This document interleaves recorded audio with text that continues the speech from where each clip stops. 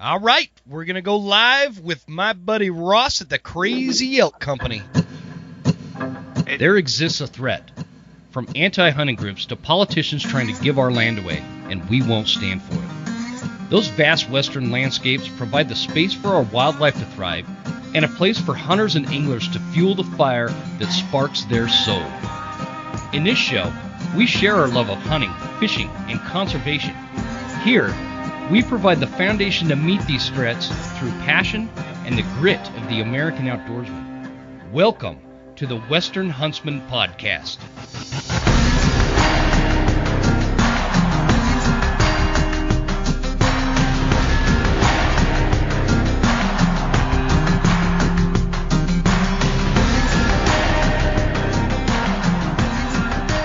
Ladies and gentlemen, welcome to this episode of the Western Huntsman Podcast. This is Jim Huntsman, your host, and I'm coming at you from the Broken Tine studio right here in Clark Fork, Idaho.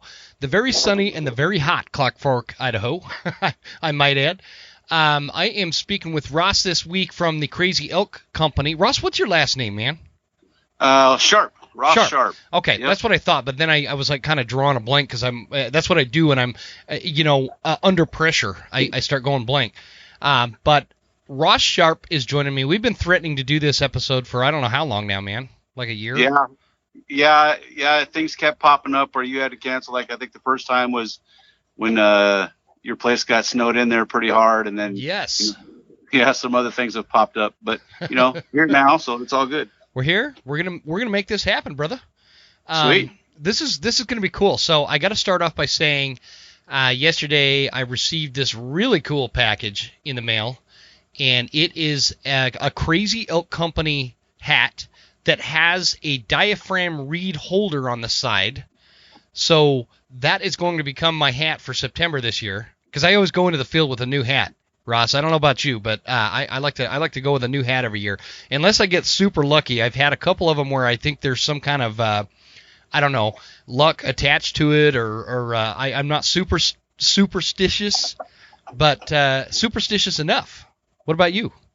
I'm not too superstitious. I kind of, go with whatever I got. I mean, I have, when I'm rifle hunting, I have my Blaze orange hats, and I only wear them, a couple weeks a year. So yeah. I just keep wearing those year after year. But like my camouflage hats and stuff, because I tend to go through them a lot, so every year I probably, I get a new one. But I too, I like that reed holder hat, and it's proven to be helpful so far. Yeah, man. And then the package also came with a license pouch thing that you can attach with these zip tie deals, right to the antler. Yeah, that's the tag wallet. Tag wallet. Yep, I was saying it wrong. Yeah, it's the tag wallet.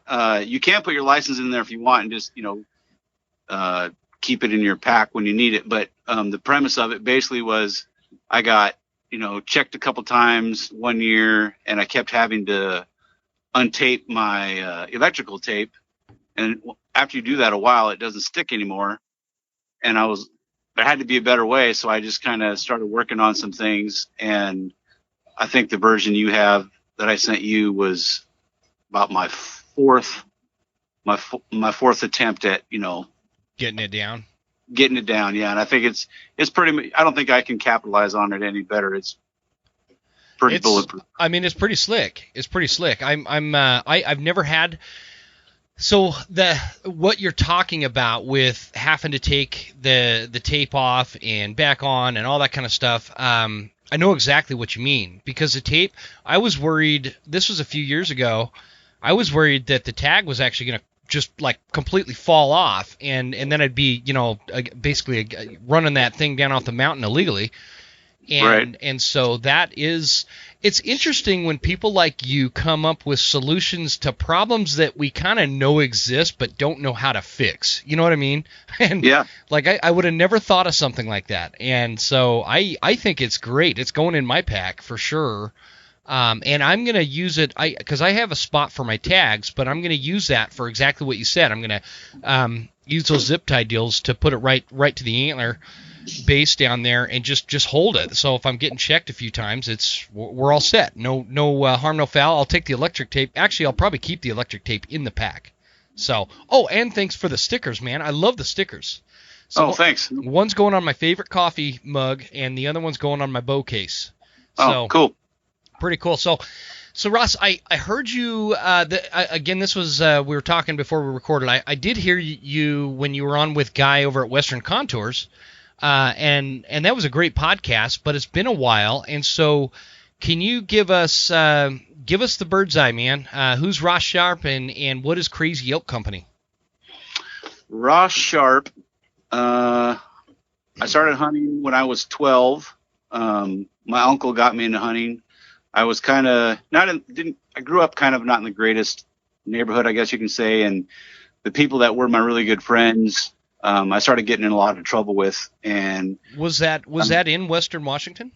Yeah, it was just out in the suburbs of Tacoma area.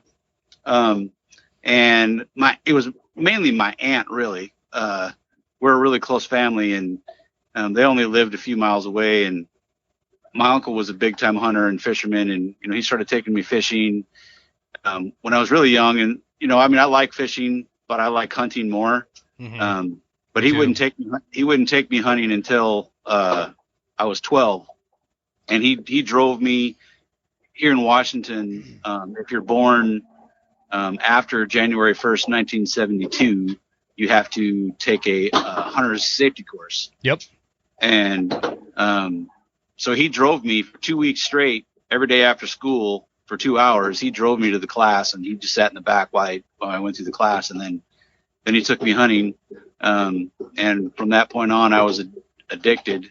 When I was younger, I didn't really learn a lot from my uncle. I mean, I did and I didn't. Basically because I was always the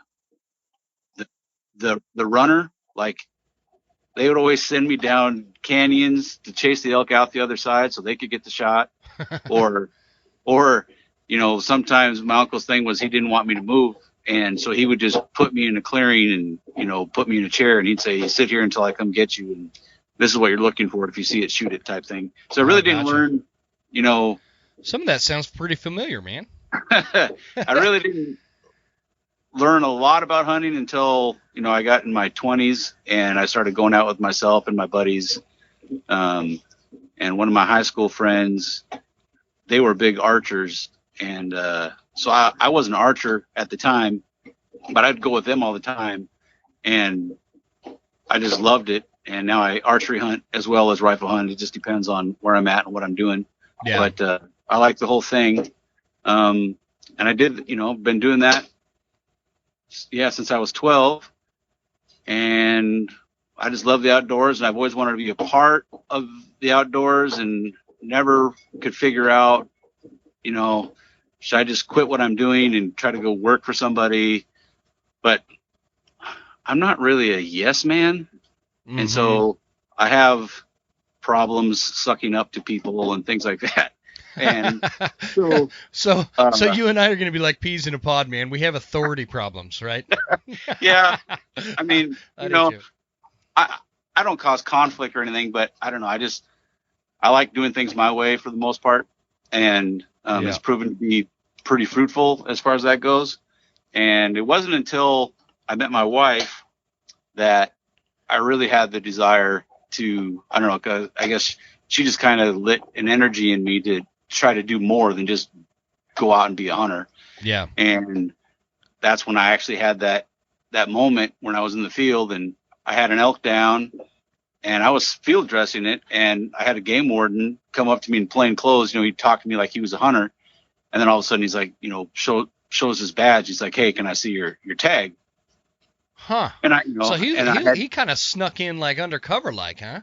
Yeah. Huh. And so, I was using electrical tape at the time, so I had to untape it and then, show it to him, and, everything was kosher. But then that tape wouldn't really stick as well, so I had to retape it again. And then I hiked me and my buddies were on our way out, and we got to the truck, and it wasn't super far. It was like 2 miles. We got back to the truck, and there's a game warden waiting for us, and he asked for the tag as well. And I'm like, I just showed it to your buddy down there, and he's like, yeah, you probably did, but I need to see it. Blah blah blah. Wow. So I went through the whole thing, and then from that moment on is when I'm like, okay, this taping and untaping thing is I can work on it better. Yeah. That's interesting, man. Why I find that super interesting is because you guys must have a shitload of game wardens in Washington or something. Because in all the years that I've hunted Idaho, I have never showed a tag to a game warden. I've never had to, and it's kind of you got a train going on. Yeah, how close are you to those tracks, man?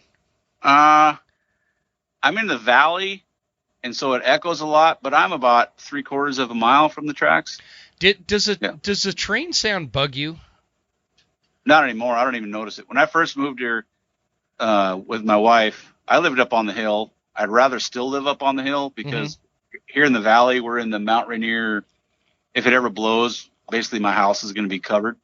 And you got we have all these lahar warnings, practice things that go off. They basically say from where I live, if Mount Rainier blows on this side of the mountain, we got like 40 minutes to get out of Dodge and up the hill. Oh, wow. Holy crap, but, man. That's nuts. The hill from my house is, 3/4 of a mile to the east and then about 1.5 miles to the west. So I can pick each one, but it's just going to be, traffic and all that stuff. But yeah, the train runs through the valley. So. No, I ask that. I'm super curious with, we've had a lot of guests lately on the property here, and we have a train track that is like kind of hidden behind a mountain, so you can't hear it. Like I could hear the train through your phone better than I can hear it here on the property, but I actually like the sound. It reminds me of being a kid because I grew up by some railroad tracks. So anyway, totally side subject. So what I was getting at there, Ross, is I've been checked for when I'm fishing for a fishing license in the state of Idaho, but I've literally never been checked in the state of Idaho for a tag and on a whatever species, whatever I've harvested there, and it's kind of been annoying because I want to talk about it to somebody, so I want them to come check so we could go banter back. Obviously I like to talk hunting, right? Right. So getting checked by 2 in one day, that happened to me in Utah. I got checked all the time, but in Idaho, I never get checked. Yeah, I wouldn't say that Washington has a lot of game wardens. Actually, I think they're pretty understaffed at the moment. I think they all are, yeah. But that one year that it happened, from what I drew from talking to the wardens, they were really ganging up on that area because they heard rumors of some poaching or something else. So they had a lot of game wardens because, like, normally, so I've hunted elk in the Blue Mountains for 30 years, and most of the times I never even see warden. I think in the 30 years I've been there, I've only seen maybe 5. And that one year, we kept seeing the same game wardens over and over and over all week long because I think they were looking for somebody. But. Well, that's what my buddy Steve Roberts, who's a game warden here kind of down in southeast Idaho, that's what he said is if there's a problem like reports of poaching or road hunting or spotlighting or whatever, that's where they start concentrating a lot of effort. And because I was kind of giving him a hard time about I'm like, man, this whole setting up a decoy thing is like kind of a form of entrapment, in my opinion. You know what I mean? And I'm explaining that to him, and he was like, well, it's not like a random thing. They don't just go out and do that. What they're doing is they've been getting reports about, somebody road hunting or spotlighting at night. And so they go out there and they set up the decoy to catch the people that have been doing it. And so that's probably what was going on over in your neck of the woods. Yeah, I don't know what it was, but poaching is a problem everywhere. Oh, yeah. And the other 2 times that I've actually met wardens was because I actually turned in a poacher. Oh, nice.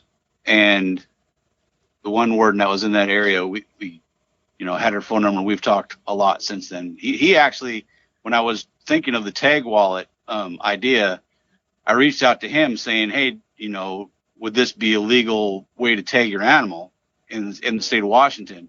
And he said, heck yeah, it is. And then, he actually gave me numbers of other wardens of other states because I wanted to make sure that I could get this out there to everybody, legally, yeah. and not cause anybody any problems. Like, hey, I was hunting in Wyoming and I used your tag wallet, but then I got in trouble because it's not the proper way to tag. But Wyoming okayed it and all that stuff, so it was all good. I'm sure it's good everywhere. I mean, what's the difference? You're either going to tape it to the base of the antler there, or on the horn, and it'll be fine, which kind of creates two problems, like the one that you said where you're constantly taking the tape off, or the other thought that I had is I was packing out a mule deer one time and had it taped to the antler, and it started raining, and it made the ink on the tag start dissolving, and so you couldn't hardly read it. And luckily, when I got it back and I took the tag off, the bottom part where it was the most critical part, saying it was a mule deer tag, whatever, right. it was dry still, but the top part, it was gone, man. Yeah. So I sent one. I don't know if you've watched it. There was I think it was last year. Steven Ranella had a Wyoming mule deer hunt. Uh-huh. And he actually lost his tag. Oh, really? And, yeah. And the episode, they ended up finding it the next day, but they had to go back and basically scour the mountain for it. And when I saw that episode, I called Jason Phelps. I'm referring to. Uh-huh. I'm like, hey, I said, hey, can you get Ranella this tag wallet? And he's like, hey, I'll see what I can do. Jason says he's gave it to him, but I have yet to hear anything back from him. Well, you might, just give us some time. He'll probably use that. I mean, you got to imagine somebody like Steve Ranella. He's probably getting all sorts of shit all the time. Oh, but Jason told me there's basically an office there at their place full of stuff that he won't even bother to look at. Oh, really? Yeah, stuff that's not even hunting related and whatever. People just send him stuff because they want him to, represent them, and it basically just becomes like an employee break room. Oh, wow. So if you work there, can you just go through, and pick through it and get some free gear? I'm guessing. Huh. I'm not really sure. Have you known Jason a long time? I've known Jason since 2010. Oh, okay. That's when Phelps Game Calls was pretty new. Yeah, well, I got one of his very first external wood calls that he used to make. Oh, no kidding. Yeah, because he used to sell them on this website, huntingwashington.com, and that's how I got to know him. Him and John Gabriel and Charlie Smith and all those guys. Yeah. And when he was starting out, I had a scouting company. It was called Bones Research, and basically people paid me, if they drew a really high quality tag, they would pay me to basically go do all the work for them. And to help kind of promote that business, I talked Jason into doing a seminar. And I want to say I was his second or third seminar ever back in the day. Mm-hmm. And after, back then, because, he was still trying to get his name out there, he actually would bring his diaphragm making machine, and after this seminar, he would make calls for people. Oh, really? Yeah. That's a cool story, man. I didn't know that. Yeah. Badass. Yeah, so I've known Jason for a long time, and, I've picked his brain a few times, but as of lately, he's pretty hard to get a hold of. He's, with the being owned by a meat eater and business growing out of this world, he gets really busy, but he's still, no matter how busy he is, he's always friendly, and he's given me advice. I still have some stuff I want to pick his brain on, but Jason's a really good guy. Well, that's the thing with what I talk about in the ad, because they, Phelps sponsors this show, and I mean, the crazy thing with all of it is, you always wonder if you've been kind of out of the loop and you don't know some of these people personally. Are they one way on their YouTube channel or on their show or whatever versus how they really are in person? And the cool part with the sponsorship is I've been able to get Jason on the show a few times, and he's just exactly who he shows himself to be, and Yeah. and so like him and Dirk that run Phelps, it's just they are who they are, just salt of the earth people, and that's what I talk about in the ad. The calls are great. Obviously the calls are great, but it's not just about that. It's the company and the story behind it, and the people that run it is just it's great stuff. So that brings me to the Crazy Elk Company. I think you were kind of getting to it, but is that what started the Crazy Elk Company? Was this the tag wallet? Yes. The tag wallet, as of right now, I mean, yes, I have shirts and hats and I have Nalgene bottles. But the tag wallet was my first original product. Mm-hmm. And we launched literally 1 month, actually it was probably like 3 weeks before the whole country shut down with the COVID thing. Oh, no kidding, huh? Yeah. And so that, kind of made things, hard in itself trying to launch. And, thanks to social media, my name got out there a little bit, better. Mm-hmm. And, the company's been growing every year. And I have other projects. Like actually tomorrow I'm driving up north to go meet somebody who I've been working with for 6 months to try to get this other product, just a prototype done. But COVID has really screwed up the supply chain, Oh, tell me about it, man. Yeah, tell and me for about guys for guys like me who don't have the funds to buy 50,000 units, it. Mm-hmm. Yeah. because that's where those guys always get priority. So I always get pushed back and put on the waiting list. And but thank goodness this is not my full-time job as of yet. We're getting closer to where that'll probably be that way. What do you do outside of that? I do wine and liquor for Costco Wholesale. Oh, nice.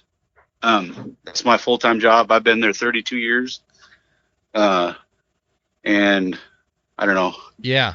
My wife could pick your brain about that. She's like she thinks she's a wine connoisseur. Yeah, there's a lot of people who think that way, and some of them are. And then there's these people that try to talk to me, ask me about wine, and want me to pick something for them. And so I ask them.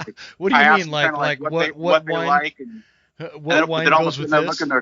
I look in their cart, and they got this $3 bottle that's not very good, and I'm like, dude, I wish my wife drank $3 wine. I wish. And I made the mistake. This was like 5 years ago for our anniversary. I bought her like this $40 bottle of wine, and like now she can't go back. She can't go back to the cheaper $10, And yeah. So anyway, those of you listening, if you wouldn't mind getting on the westernhuntsman.com and buying a couple of T-shirts or something, that helps me fund the wine. No, I'm totally kidding. But so that begs the question: what wine pairs best with an elk steak, man? Well, I personally like red blends, like the Cabernet Sauvignon or whatever the Sauvignon. Yeah. That is a red wine. That is not actually a red blend. Well, to be honest with you, almost every red wine is a blend of something. Like a Cabernet Sauvignon, there's not very many wines out there that are just straight Cabernet Sauvignon grapes. There's always a mix of other grapes in there. Oh, but okay. If the major percentage of that wine is that grape, then they can call that, like, let's say, what's the company I'm thinking of? Like there's one here locally called Brown, and they make a pretty good cab. The Cabernet Sauvignon grape is only like 65% of the grapes. The other 35% is a mix of Merlot and Syrah, stuff like that. And that's just Here's a super dumb. This will show you how dumb I am with this kind of stuff. Because Ross, the only thing I know about wine is that when I drink it, I get a terrible hangover, and so I don't drink it. Okay. But there's a way to avoid that. Go look. Like drink go water. Look for, no, well, you could do that, but look for wine. And in the United States, it's really hard. But there are organic wine companies. You want wine without sulfates. A lot of people that get headaches from wine is because of the sulfate in the wine. Yeah, and that's what it does. And it's not the night like I can have a glass and everything's fine, but that usually leads to like 2 or 3 glasses, and then the next day I have a terrible headache. Like it kicks my ass. What I was going to ask is like, what is the difference between red wine and white wine? Obviously I know there's a color, but there's a lot of red white wines. Well, like you mean like a Zinfandel or a rosé? Yeah. It's just it's the grapes and how they. Gotcha. The color of the skin and all that stuff. Huh. Yeah. Okay. And certain grapes grow better in certain parts of the world. So like. Is that why Western Washington has so many grape or wine farm, or what do you call those? Vineyards? Vineyard. Yeah. Western Washington itself does not have a lot of vineyards, but there's a lot of Western Washington wine companies, but they get all their grapes from Eastern Washington. I guess that's true. Like you see a ton in like Wenatchee and Yakima and down by the Tri-Cities, bunch of vineyards down there. Yeah, Walla Walla. Yeah, Walla Walla. Yeah, has a ton. One of my favorite places growing up pheasant hunting, we weren't allowed to hunt there once they started selling their grapes to a vineyard, because the vineyard didn't want like accidental BBs in their grapes and stuff. That's interesting. There's some great pheasant hunting south of Spokane, man. God, what the heck's the name of that county? I don't want to say the county actually on the show, because there'll be some pheasant hunters in Washington who come after me with a pitchfork. But maybe you can tell me afterwards, because I just got myself a new GSP. And you need to. Going to be his first hunting season this year. I tell you what, if you want to come out, I'll get the non-res tag and we'll go pheasant hunting where I'm talking about, because it is pretty fantastic. It is pretty fantastic. So, I love pheasant hunting, man. So I guess I kind of cut you off there, and we went. This is what we do on the show, right? We kind of go all over the place, but we're talking about Crazy Elk Company, and next thing you know, you're defining all the different wines that go great with elk. Oh, that's what it was. But so a red mix, a red blend goes good with elk meat. Yeah, and everybody has their different taste. Like, people come to me and they say, "Hey, what's a really good wine?" And I'm like, that is impossible for me to tell you, because some people like really oaky wine. Some people like really smooth, crisp wine. Some people, so it's really different. So I just basically I just tell them like what the wine is and what its flavors are like, and then let them decide from there. Gotcha. Like if you ever go into a Costco, like especially on the wine tables, there's accolades, and in those accolades, there's a point system, which the point system is kind of a joke. They usually say any wine over 90 points, is really good, but we don't need to go into that. But it'll tell you what the, like if it's got a blackberry note, or if it's got a plummy note, or a cigar. Like some wines that they say they have like a cigar taste to it. Yeah, stuff like that. So. Well, that's the thing with wine, man, is it's like this cultural thing. And I remember we went to this wine tasting thing, and for a hillbilly like me, man, I was so out of place at this. Like, all these people they had all these real fancy descriptions for this wine versus that wine, and like they get real articulate and descriptive as to how they do it, and it's just, I don't know. I like Coors Light and bourbon, and so it just didn't work out for me. But my wife loved it, so there's nothing wrong with bourbons either. Yeah, no. Bourbon's fantastic. I don't get the headache I do with wine. So, all right, let's circle back to Crazy Elk Company for a minute, because that you were talking about. I have a product idea I should send you, and I don't know if I should say it on the air. But it might be right up your alley, man. Well, yeah, I'm always free to suggestions. I've had a lot of people ask me, like, I have a couple individuals in particular that want me to come up. They don't like the game bags that they're seeing on the market, and they want me to come up with something. And they want I'm gonna meet with them and go through their ideas and see if it's feasible. Mm-hmm. Partly, I personally think the game bag market is kind of saturated, but Yeah. if you can actually come up with something different and durable, it's always worth a shot if I think I can make it work. Yeah, they've got to be worth the money because Yeah. you could spend a shit ton of money on game bags, and I Right. did, and the ones I used for my bear this last spring, I was not happy with how those turned. I'm not going to say the name, but for what they cost, I could have gone down to like Walmart and gotten their cheese bags or whatever, and it would have been better. But I had flies all over this bear meat. I was pissed. But so game bags, I think you're right where it is saturated. But I think that there's a lot of game bags out there that claim to be this big thing, this great thing, and that they're just not. They're not.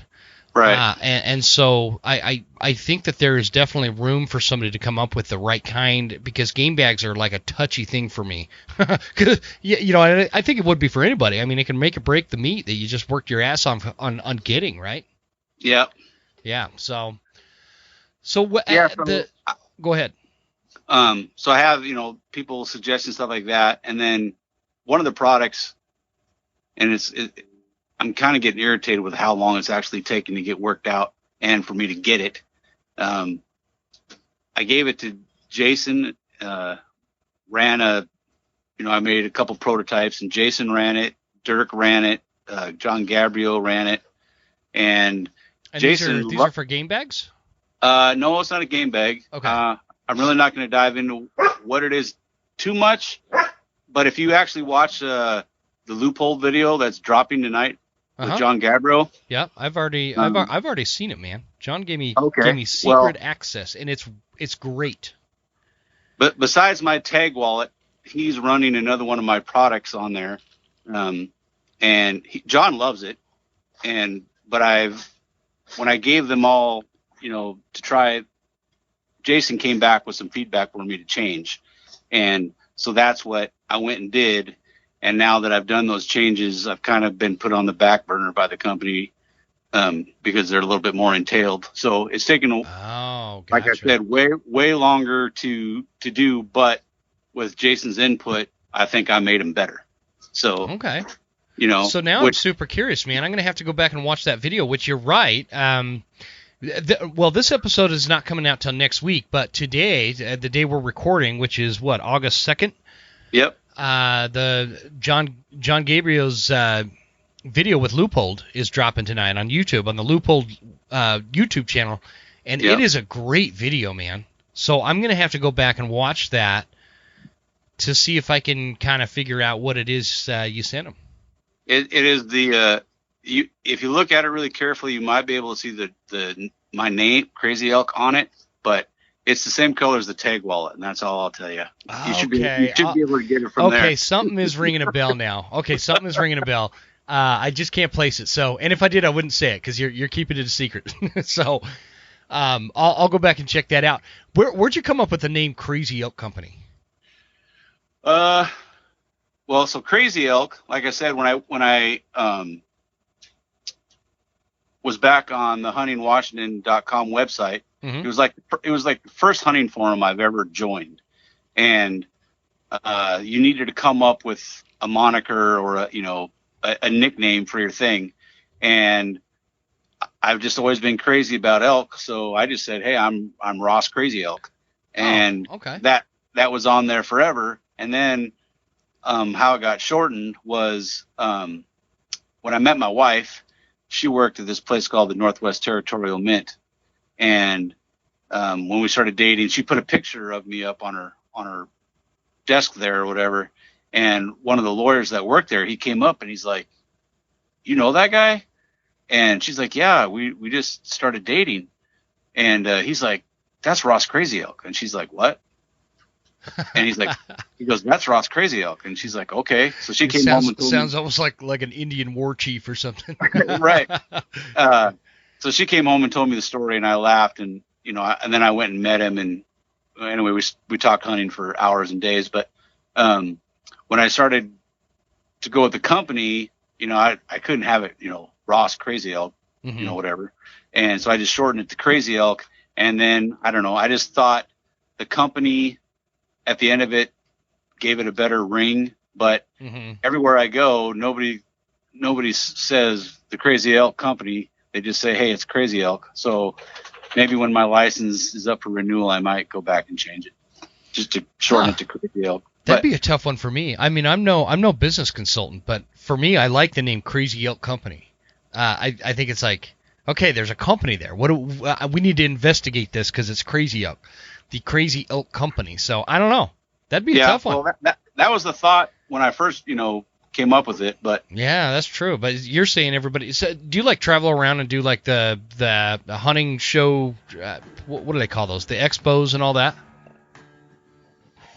If you're anything like me, you're always looking for ways to improve your elk hunting skills for September. And one of my favorite ways is the Elk Collective. It's an absolute game changer in self-education.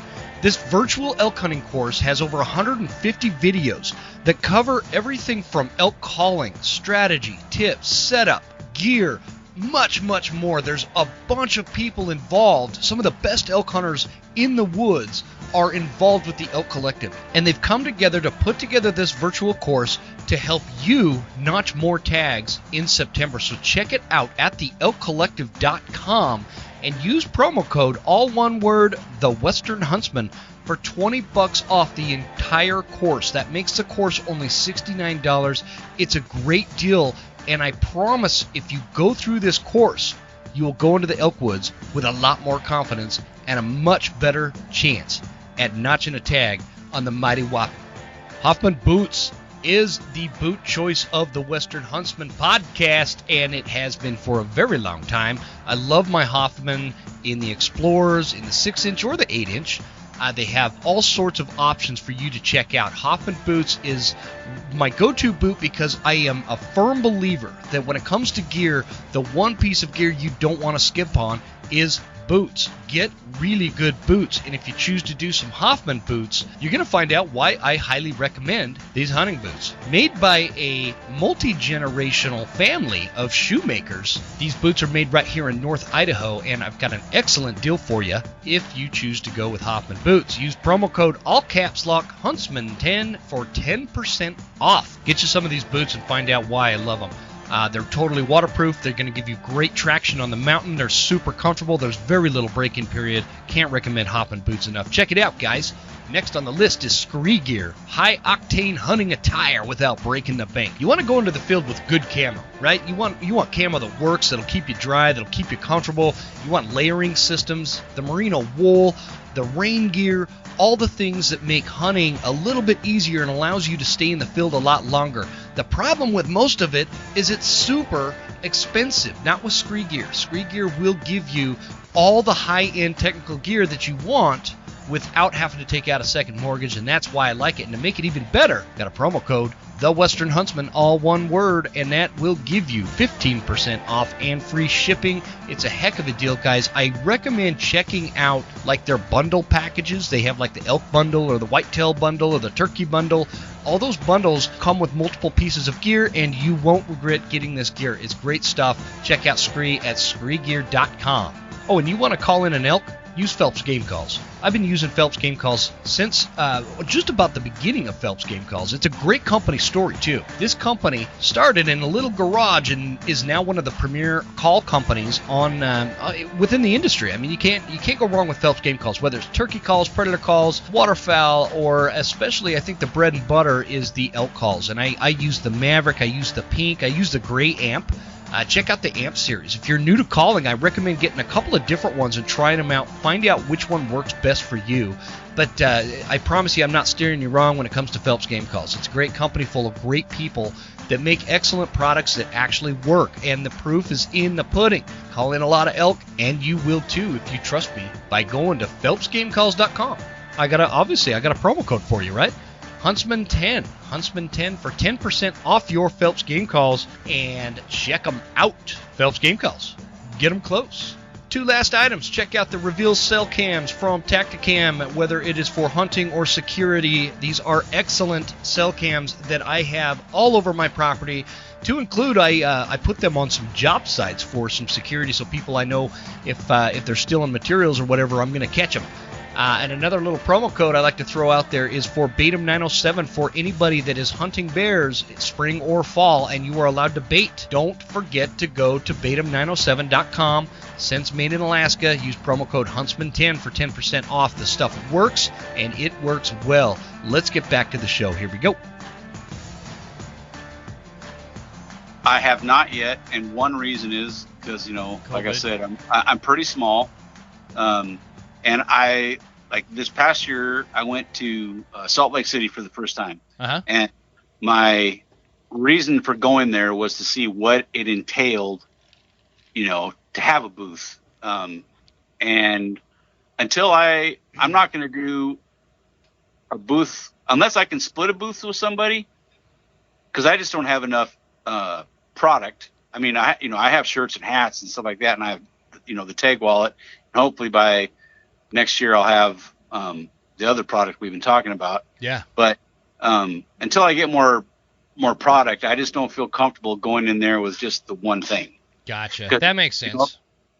Except there was one guy who, and I can talk about it now because he's already released it. So I was working on for a long time was the drinking system. I personally hate bladder bags. I've had them leak in my pack. I've had them, get all my stuff wet. And so I was trying to think of a way to make my Nalgene bottle basically a bladder.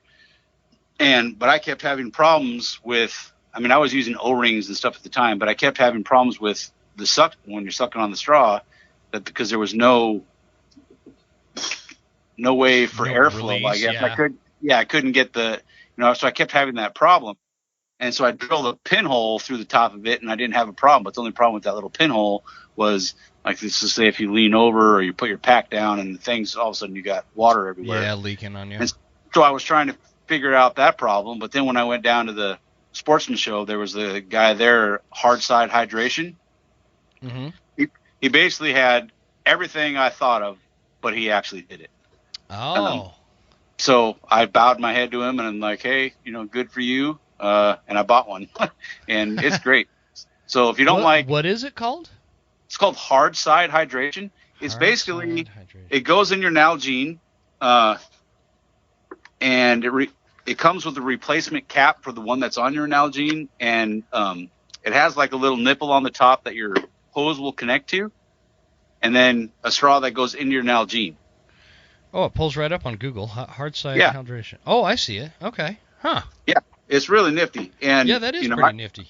I showed him the pictures, and actually I made a little video when I was hunting of it, and he's like, yeah, that's basically the exact same thing, except he beat me to the punch. Yeah, that sucks. Well, maybe I ought to get him on the show. Yeah, when I was down there, I talked to him. When I talked to him, he was a pretty neat guy, but that was his only product is that. So I'm like, well, maybe I can go down there with just the tag wallet, but I'm not ready to do that yet. Well, come over to the Bighorn show in Spokane. I'll split a booth with you, man, just for the sake. I'll just sit there and have my microphone, and we'll record some podcasts and whatever.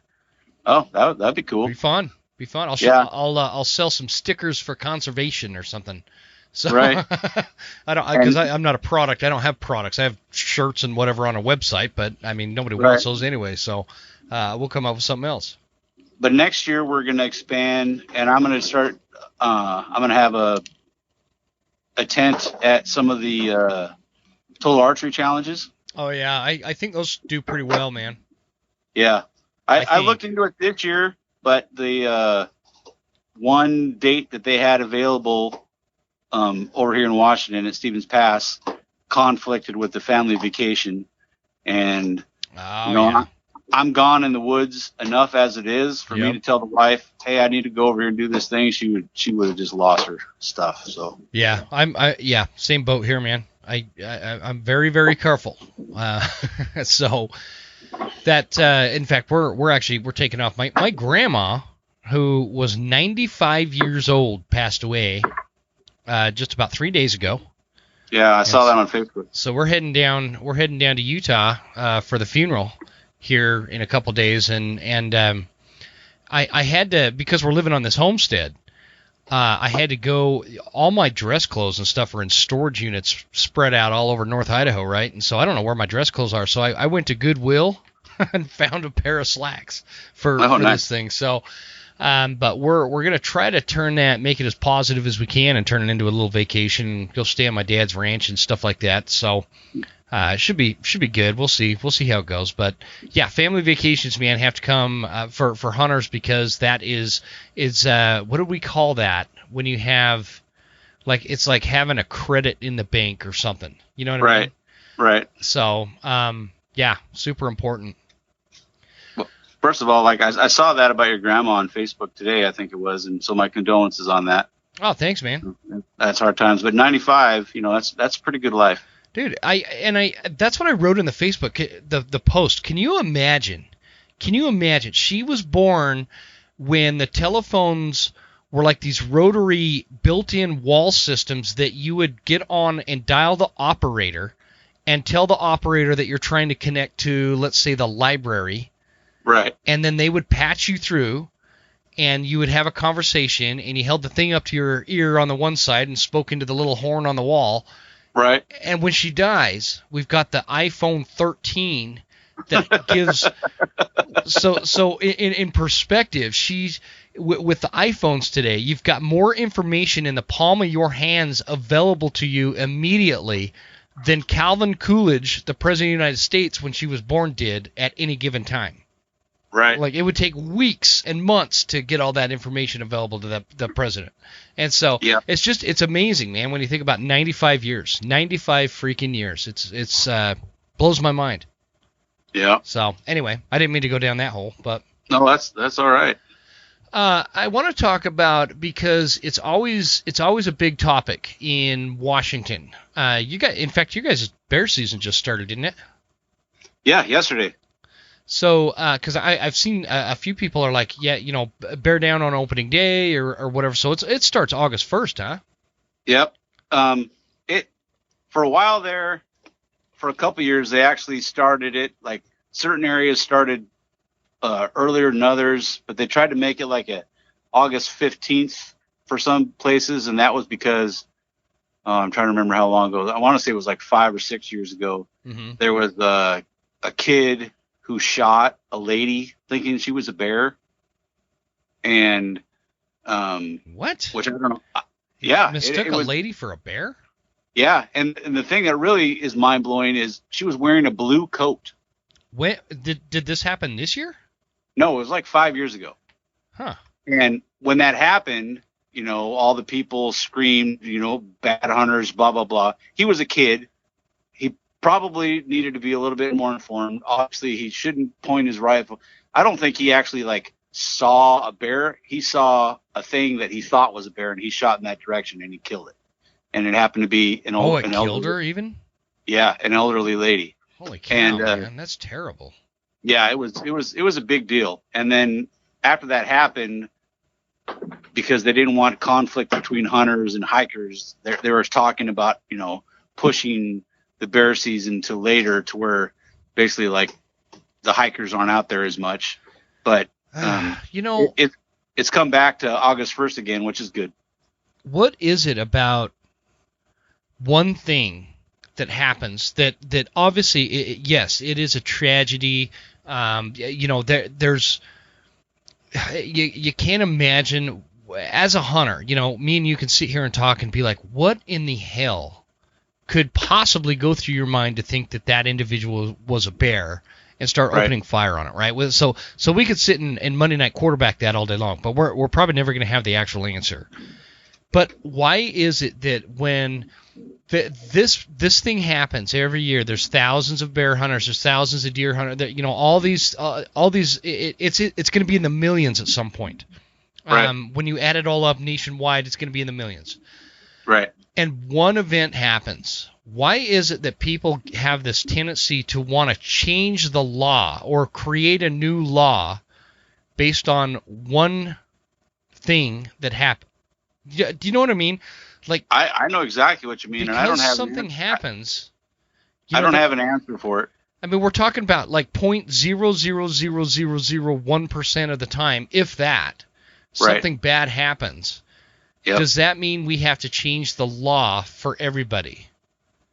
Yeah, you know what I mean? I don't know. That kind of stuff bothers me because it's like at some point we're going to have so much regulation and so many laws that we're going to be walking on eggshells like more than we already are with all the snowflakes out there that you got to watch what you say.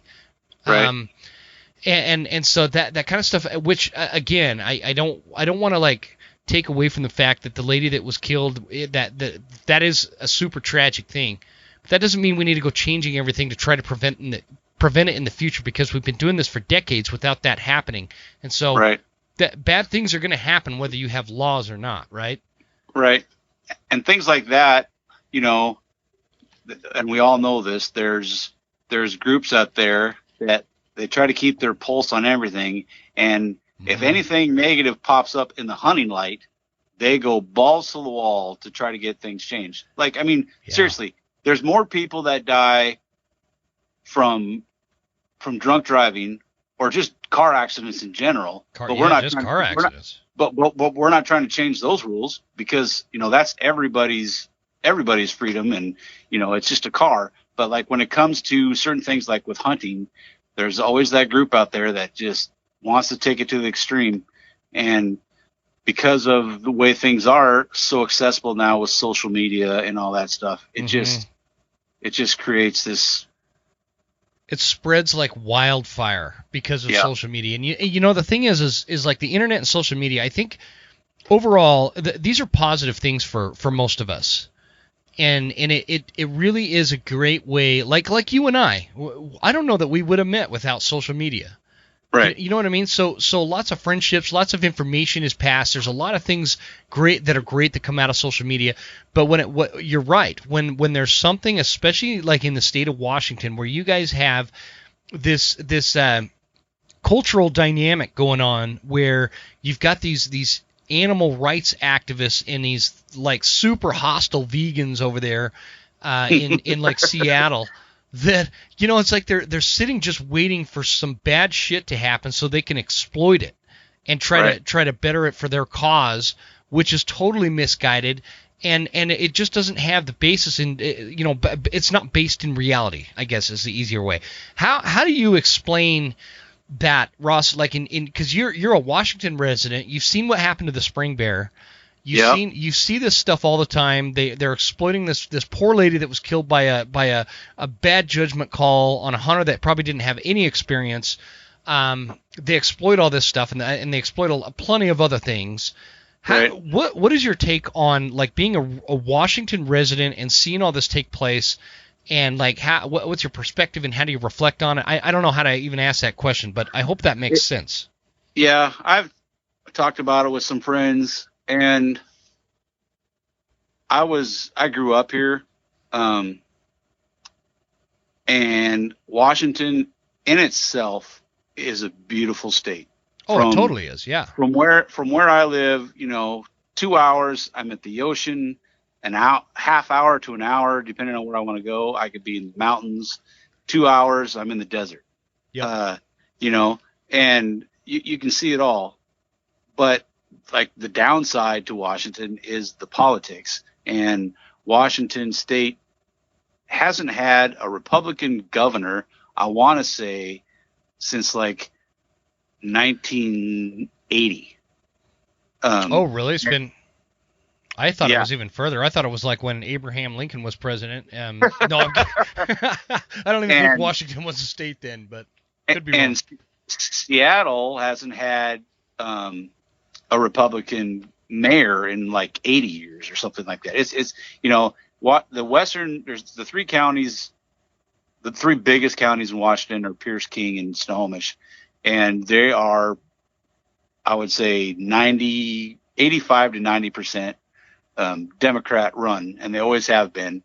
And yeah, it's, for a long time there, it wasn't horrible, but something has shifted, I would say, in the past 10 years, to where it's getting, it's getting intolerable. And I've had a lot of friends leave because of it. If my wife is a sloth when it comes to some things, and her family, I mean, my family is rooted here too, but her twin sister lives a block away. Her older sister lives 2 miles away.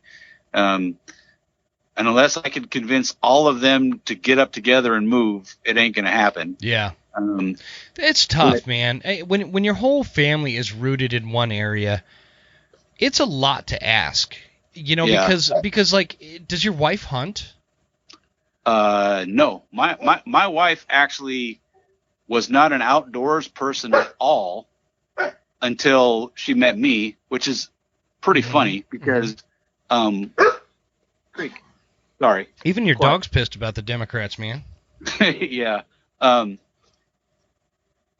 of our first dates, I took her on this hike, and we were up in the high alpine, and at one part we actually crossed what most people would consider a mountain goat trail, and she took it like a champ. So I'm like, hey, this chick is awesome, right? Well, on the way down, she's like, I've never hiked before, right? And I'm like, wow, are you kidding me? Because most people would have freaked out. She didn't freak out once, and I think that's what clinched it for me, was that she was willing to try it. Now, she loves camping, she loves hiking. Oh, nice, good. With our girls, the girls have expressed, they love shooting and they want to go hunting. So when the girls get old enough to hunt, they're only 8 and 6 right now. But mom will probably come along, but she'll probably stay at camp. She likes eating the meat that I bring home, but she doesn't want to see it dead. Yeah, that's kind of how my wife is. And I think that it kind of speaks to what I was getting at earlier with, when you're asking somebody that's been rooted in a certain area for so long, the politics of hunting, if you're not a hunter, are not going to be that big of a deal to you. You know what I mean? Right. And so, and I do want to clarify a couple things, because when we're talking about, like you mentioned, there hasn't been a Republican governor, and I know a couple episodes ago, I said I got a couple of raunchy emails because I called the liberals a bunch of bedwetting liberals. Yeah. And here's the thing that I want to address with that. There is a big difference between your regular American Democrat and liberals. And I think that's important as we talk about this. Like, I think that it's important that we have two parties. I think it's important that we have Republicans and Democrats, and we have these different philosophies. And the problem that we have today is where your regular Democrat and your regular Republican hasn't shifted much over the last few decades. Liberalism has taken on this weird, extreme, left-wing socialist aspect that is very un-American and very dangerous to the future of America. Does this make sense? Like, it absolutely makes sense. This is why there is a much greater number of Democrats switching to the Republican Party than there is vice versa, and it's because your regular Democrats out there feel like they've been left in the dust. Your average Democrat is not the kind of person that is going to go out there and start promoting this woke culture bullshit. They're not going to be out there being anti-hunting activists. They're not like hostile vegans. This stuff has come out of this left-wing side that has gone to this very extreme place. It's as if they know nothing about history and what things like socialism and communism, what those have produced for lifestyles for people. Like, as if there's some kind of positive there's like a positive outcome from that kind of mindset. There's not. In the history of the world, there is nothing positive that comes out of a tyrannical government, and that's what this left-wing stuff that goes so far, this extreme liberalism that we have now, it's like they don't understand that, or they think that somehow it's going to be different now by trying it. Your average Democrat in America does not behave that way. Like JFK would never be elected in the Democrat Party right now because he was too conservative. Yeah. You know what I mean? And so I just kind of wanted to make that clarification because there's people on the right that have taken the right leaning side of things way too far too. But Right. I'm a super conservative guy, and I would never even, like, there was a time in my life, I'll put it to you this way, Russ, like there was a time in my life where I would have voted for a regular Democrat if I felt like they were the better individual over Republican. But today, I would never vote for a Democrat because they've all become crazed, extreme snowflake liberals that just want to be as destructive as possible to the idea of freedom as they possibly can. Sorry, did I go too far? No, you didn't. And I wanted to maybe Interject. emphasize what I meant when I said, Washington hasn't had a Republican, and my reason for that is I believe there should be balance, and that's why we have a multi-party system. Mm-hmm. When a state like Washington is dominated and ruled by Democrats for so long, I think you lose that balance.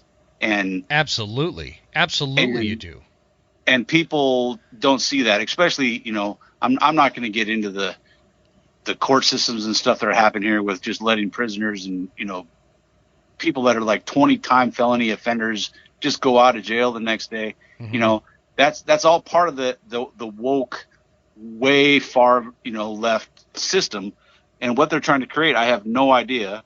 But me neither, man. It's like psychotic to me. Yeah, and our governor, King Inslee, who I don't care for, like with the latest thing with the spring bear season, he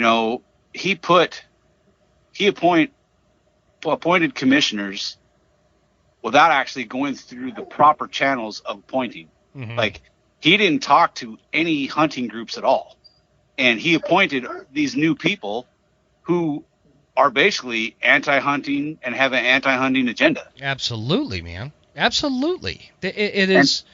I don't think that you could point out another state in the United States in which you have a more inappropriate designation of commissioners on any Fish and Game Commission or however the state describes that.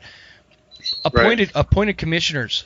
I don't know that you can top it. What you guys are experiencing in Washington, and they're not all bad. You've got some good ones. Right. But you've got some that are inarguably anti-hunting people, and that is super inappropriate for a wildlife commission. I'm sorry, it's just not. Yeah. It's not appropriate.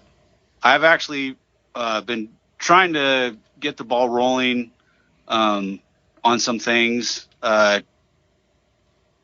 Basically, my idea is I want to sue the state for what they're doing because they're not holding to the oath of their office. And also Jay Inslee, those people should be recalled because he didn't properly go through the chain to, of the Washington State Constitution how they're supposed to be appointed. And I've been told by some people, like, they're right now, they're actually going through this thing about season setting. And from what I'm hearing, they're trying to abolish a bear season altogether. Yeah, that's the goal. They're doing it. They're just not stupid about it. They're going about it by way of stepping stones. Right. Let's start with spring bear. Oh, go ahead.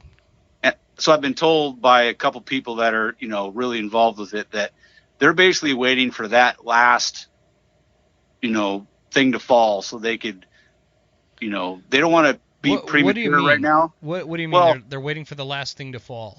They're waiting for, like, if they actually say, hey, we're not going to have a bear season, then these people who I've been talking to already have, people ready to sue the state, but they're waiting for that actual decision, I guess, which gotcha. in my mind is, why wait? We already know they're wrong. We can prove they're wrong. If science is on our side and they're not listening to the science, they don't want to listen to the actual physical biologists. They want to listen to social science. But social science has nothing to do with the animals on the mountain. And but I've been told to kind of hold off and wait, and I guess I'll just help support the guys that know more than me and wait till that last.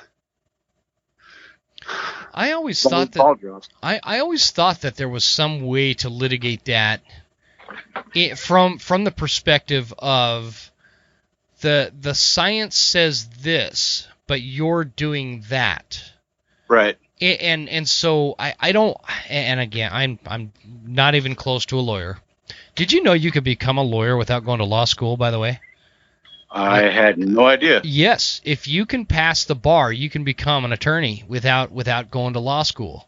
Anyway, that's a side note. I found that pretty interesting because I looked up, like, how hard is a bar? And I'm looking at some of the questions. I feel like I could do okay, but I don't think I could pass. Yeah. I'd get like 30%. So one of the guys that I've been talking to about this, he actually is a lawyer. Uh-huh. And I'm not going to say his name because he actually threw his hat in this last round.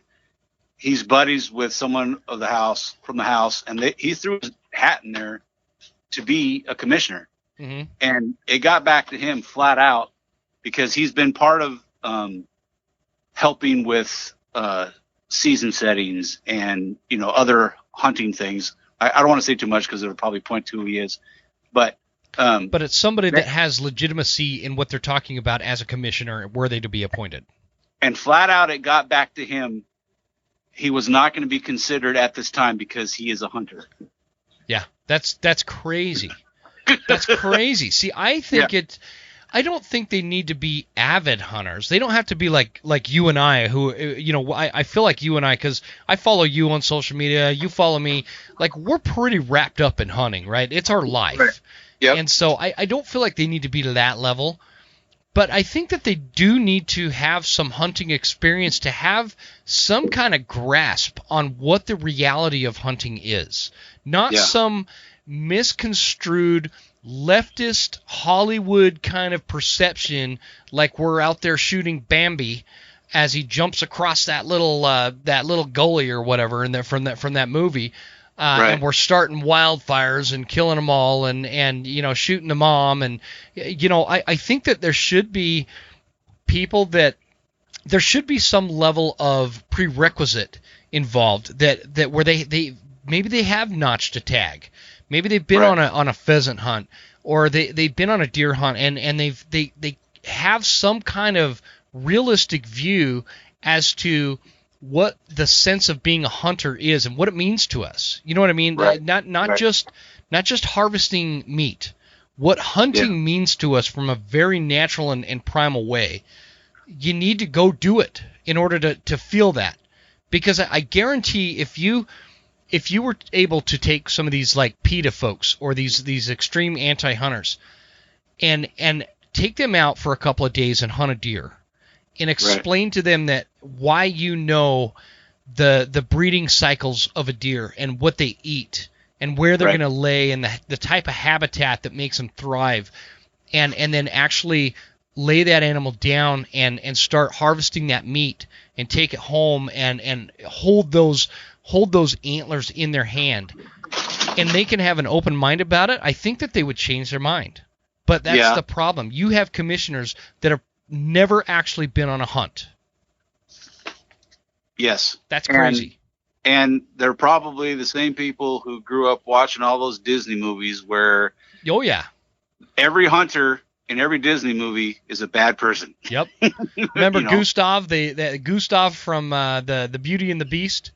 Yep. And they dramatize the fact that he wants the heads on the wall and all that in that song, and make him this like egomaniac kind of thing. And then they portray us in regular movies that aren't even Disney cartoons or whatever. They portray us as like, you remember I was as a kid, Crocodile Dundee, loved that movie, right? And but they portrayed those hunters going out spotlighting the kangaroos. And Crocodile Dundee's the savior. He shoots the lights out or whatever, which I agree. If people are out poaching kangaroos, yes. But that's what they portray as. They don't say they're poachers. They're hunters or whatever. Actually, I think in that movie that he does call them poachers, if I remember right. It's been a long time, dude. I'm getting old. Yeah. I haven't seen crocodile in any long time either. Dude, I watched it like 10 years ago, and I remember thinking, man, this is some old school shit here, man. So, anyway, it's really frustrating, and I can't imagine how frustrating it would be from somebody like you, your standpoint, as a resident. It is frustrating. It makes me,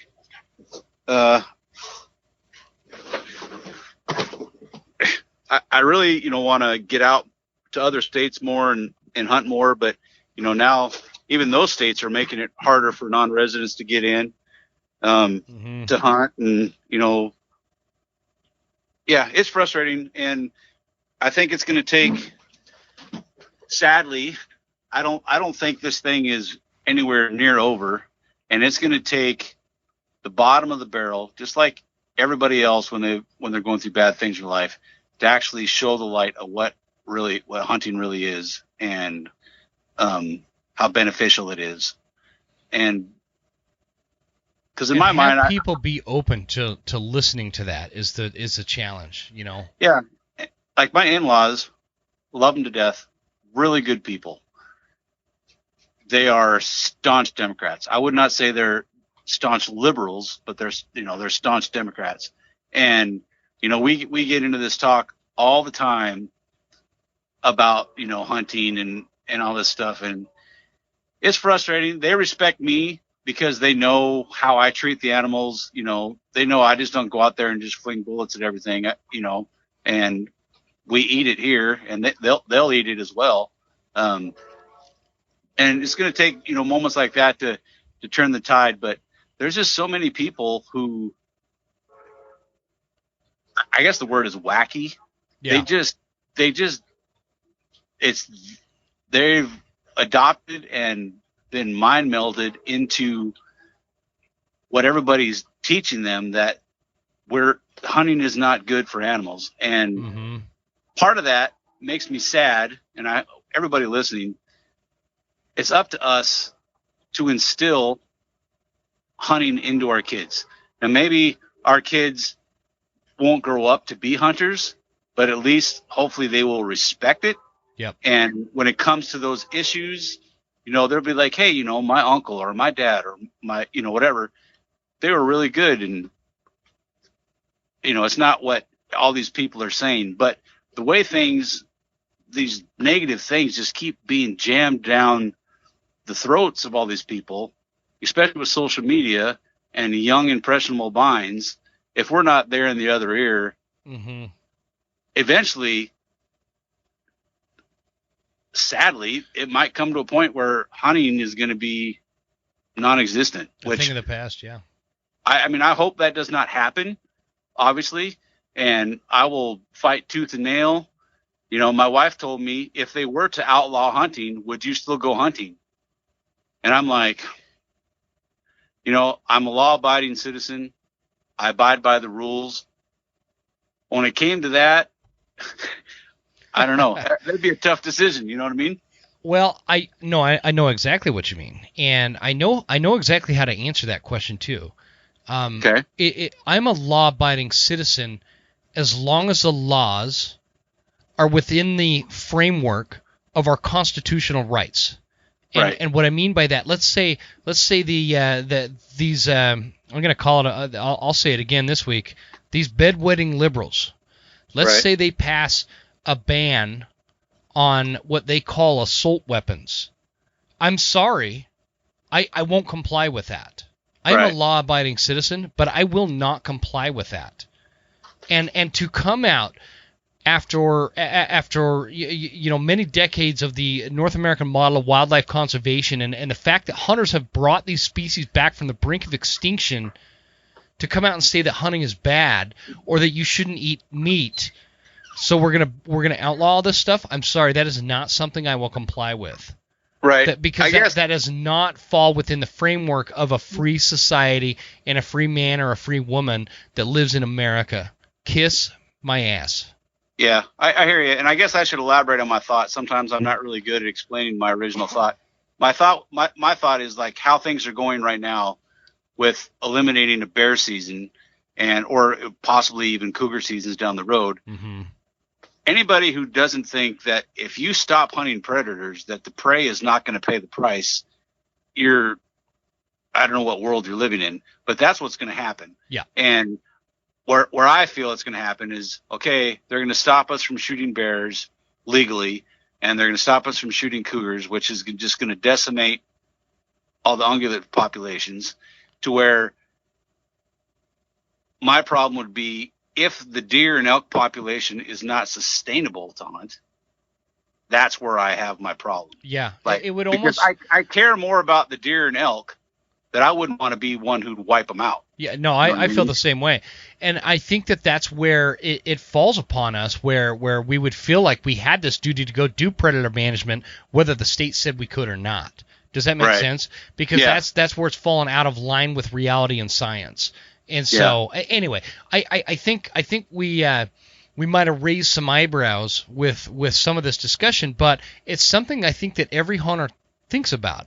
We all think about that kind of stuff, and there's got to be a solution outside. If the government gets out of hand, there has to be things that you think about to ensure that we do have the abundance in wildlife and the abundance in public lands and things like that. Like we have to consider from a very macro level what options we have going forward, because they are not going to stop. They're not going to stop, and they're just going to keep like it's almost like nickeling and diming you to death kind of thing. The death by 1,000 cuts. Right. However, whatever analogy you want to use with that, but taking away Washington's spring bear hunt was a start, and that's not going to stop. So, anyways, brother, I've kept you over an hour here. I apologize. Hey, it's not a problem. My wife and kids are off at their sisters. I just dinking around the house. So yeah, I can't really do much. Normally I'd be, cutting or sawing or something, but I broke my arm, and so I'm kind of. Oh, you broke your arm? Well, my wrist really.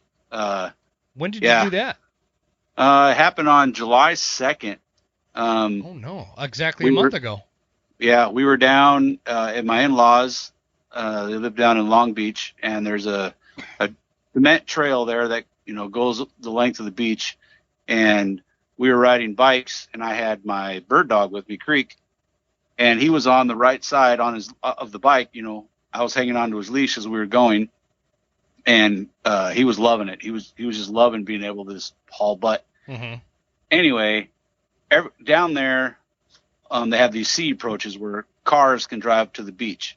And every time this path crosses those sea approaches, on each side of the trail, there's those metal posts that they put in the trail so cars won't drive down them. Well, ironic timing, whatever you want to call it, we were coming through that sea approach and just getting on the trail on the other side, approaching that where that metal post is in the middle, and a bird flew up on the left side of the trail. I was on the right side of the trail, and my dog was on the right side of the bike. And he saw that bird, and he took off in front of me to where I should have just let go of the leash and everything would have been okay, but I didn't. But who thinks about that in the moment? his leash caught my tire, pulled me towards that metal beam, and I lifted my foot just in time, but that metal post caught the pedal and put me ass over tea kettle, and when I landed, with my wrist, broke my wrist, and anyway, I've been out, not really to do much. I found finally, and this is the other thing that frustrates me with the medical system. If I had my way, it'd be like you go from your doctor to your specialist to your surgery, bam, bam, bam, one day after the next, or even all in the same day. But, I go to see my doctor. They're like, yeah, it's broken. We're going to send you to see a specialist. Well, I can't get in to see the specialist for another week, maybe 2 weeks. And then I see him, and he's like, yeah, but there's something else I want to look at. We need to do an MRI. Well, I can't get the MRI for another week after that. And then to go back to see the results of the MRI is another week. It just makes this whole process super long. And meanwhile, my wrist is basically, according to the doctor, 85% healed, except I guess I had this tendon issue I can't open my hand all the way. Oh no, man. And that's what they're looking at with the MRI, if they're going to have surgery to clear the way for that tendon, which sucks because obviously July and in August I'd be practicing my archery, but I can't even hold the bow. Yeah, that's what I was going to say. Are you going to be? You think of it? Do you have a tag for September or? I do.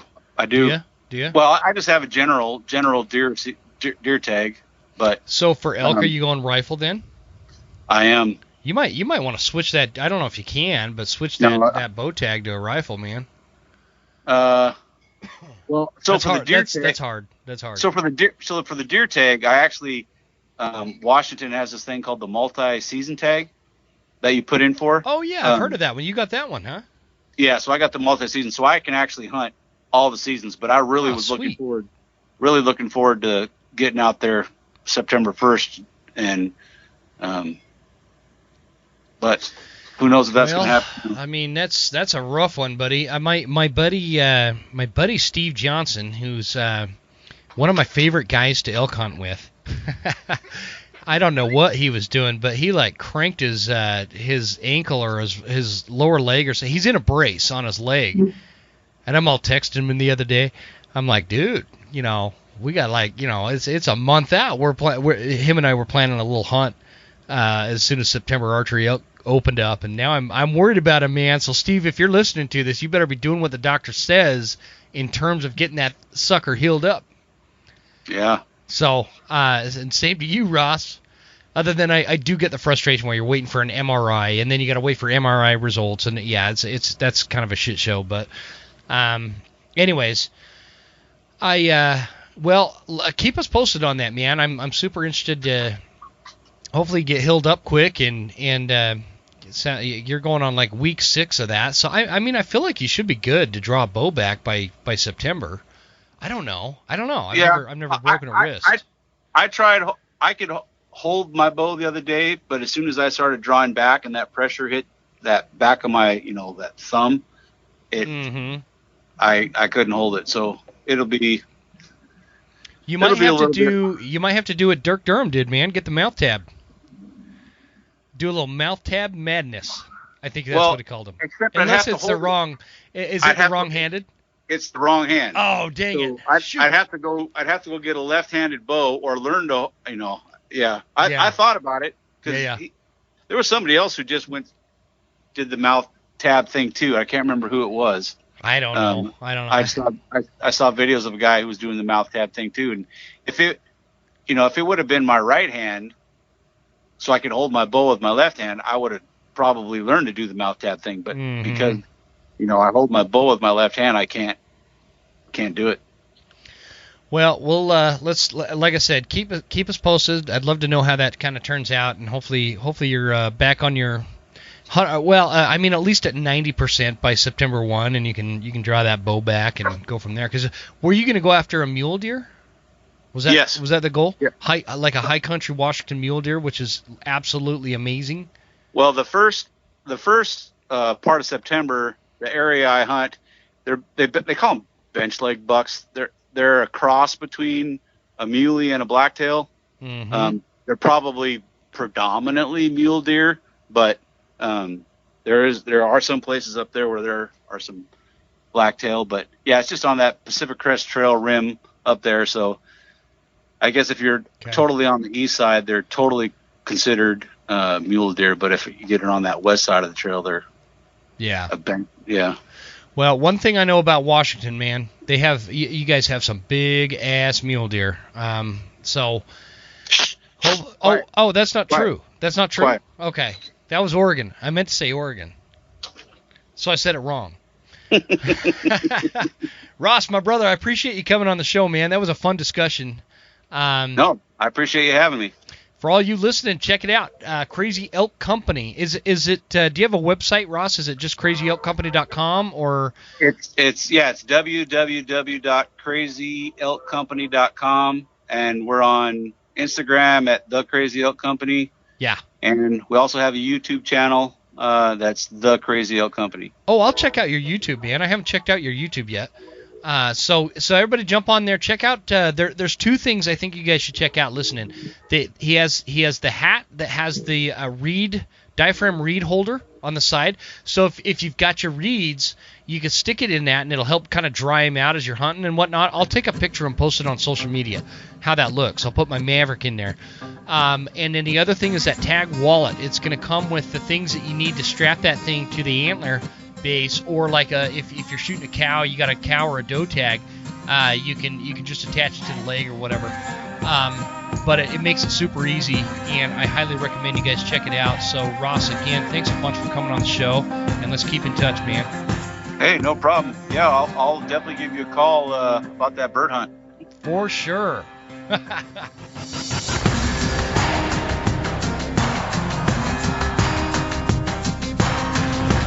You made it all the way to the end.